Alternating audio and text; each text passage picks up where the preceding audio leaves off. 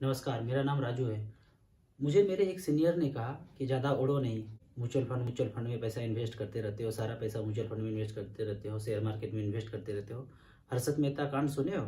कैसे उन्होंने कांड किया और सारा का सारा पैसा उनका चला गया और जेल में ही मर गया। अभी उनका न्यूज़ सीरीज आया है टीवी पे, देखा होगा उन्होंने। हाँ, मैंने उनको देखा है।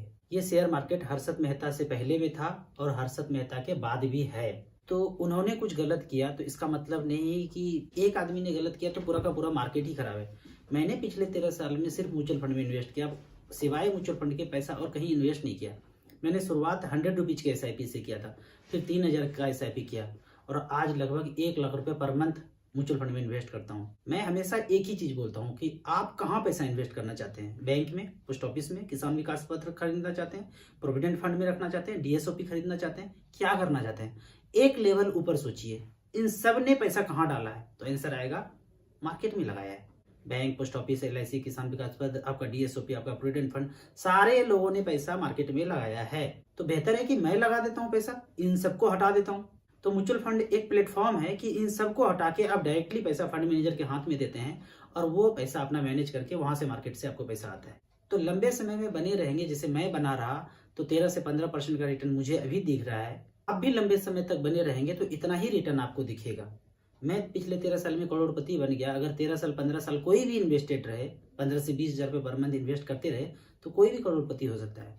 ये हर्षद मेहता उड़ जाएगा, इतना हलवा नहीं है कि पैसा उड़ जाएगा एक बार में। मेरा जो 1 करोड़ 70 लाख है एक बार में उड़ जाएगा, हलवा नहीं है ये। हमने बहुत मेहनत से, बहुत स्टडी करके यहाँ पैसा इन्वेस्ट किया है। मेरा पैसा डूबने का मतलब है कि SBI बैंक डूबेगा, पोस्ट ऑफिस डूबेगा, LIC डूबेगा, क्या सब कुछ डूब जाएगा? तो फिर देश ही नहीं रहेगा तो हम कहाँ से रहेंगे? तो नहीं डूब सकता है। मेरा जो पैसा, मैं अगर अपने पोर्टफोलियो को अंदर व्यू करके देखता हूँ तो मेरा 1 करोड़ 70 लाख रुपया 800 कंपनी में इन्वेस्टेड है। 800 कंपनी का मतलब है कि मेरे पैसे को डूबना है तो 800 कंपनी को डूबना पड़ेगा। इसका दूसरा अर्थ है कि मेरे पास 800 अंडे हैं और 800 अलग अलग टोकरी में रखे हुए हैं।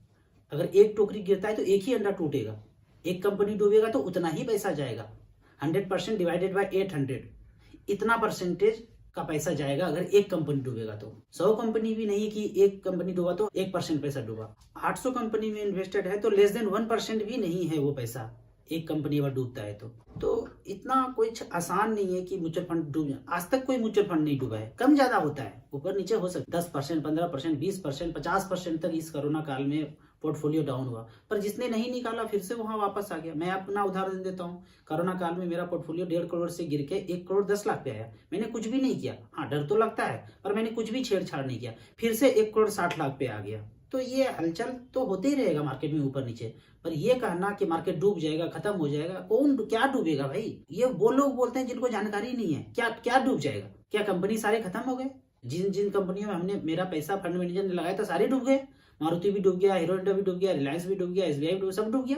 कुछ नहीं डूबा है। तो 4 कंपनी डूबे होंगे, पर उससे तो फंड मैनेजर पहले ही पैसा निकाल लिए होंगे, क्योंकि वो एक्सपर्ट है। हमने उनको पैसा दिया है, एक्सपर्ट है तभी तो उनको मैनेज करने के लिए दिया है। हमें नहीं आता है शेयर मार्केट करना, कौन से शेयर में लगाऊं, किस में नहीं लगाऊं, इसीलिए तो हमने उनको म्यूचुअल फंड के थ्रू पैसा लगाने दिया है मार्केट में।